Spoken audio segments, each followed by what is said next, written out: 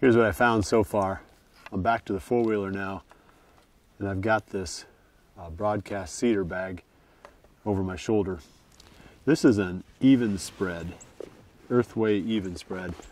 I know people are always curious about what we use when we do these broadcast seedings, but that's a pretty inexpensive one and real easy to use. So I'm gonna show you two clover options here.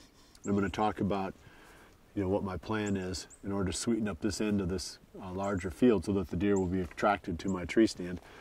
So I've got two blends. This is the Frigid Forage Pure Trophy Clover, and this is their Plow Down Clover. The Plow Down Clover are primarily annual clovers. Most clovers are, at their essence are perennials, but some of them aren't very winter hardy, so you almost call them annuals. And that's what the Plow Down Clover is. It grows really fast, creates a lot of forage that obviously the deer would eat, but it also gives you a lot that you can plow down in the summer in order to plant big and beastie into it. You get a lot of nitrogen credit when you till in or plow down this tall clover. So that is not a good option for frost seeding, because we're going to have some cold days, some cold nights especially. This stuff not being very winter hardy, it might start to germinate and then die. Whereas the Pure Trophy Clover, this is a true perennial. This one would work really well for frost seeding.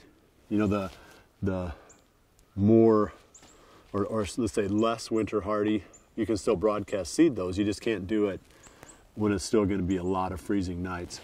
So today I'm going to put down the Pure Trophy Clover. It's, what is it, 20th, I guess, of March. We're going to have several more freezing nights. So I'm going to get this started. I'll show you where the stand is and kind of walk you through this whole process. This is something that would also work in larger ag fields too. If you have a farmer whose land you hunt on that would give you access to just this strip of one of his bigger fields, especially one that he had put into beans. This was planted to beans. I planted this to beans last summer, and it makes it a little bit cleaner because now I've got pretty decent, I've got a little bit of grass in here, but I can get a lot of seed to soil contact when I frost seed this. But anyway, my point is this would work well on larger ag fields too if you can get permission from the landowner to do it. You don't need to put a lot out. It's just going to give the deer something different, something that they're not used to. They got a big area of one type of food, but right over here is just a sweet spot, and that's right where your stand is. So that's what I'm building. I'm building a little sweet spot right here. My tree stand is right over my right shoulder in front of me.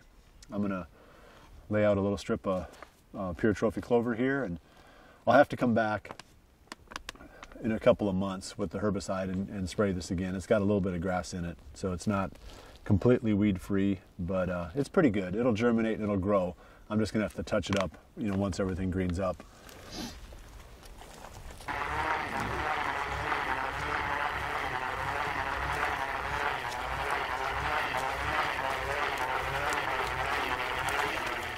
Well, I got this spot cleaned up. I can see the tree stand right there, and I'm looking forward to this fall because I know with clover right here within 20 yards of that tree, that's going to change the whole dynamic on this field.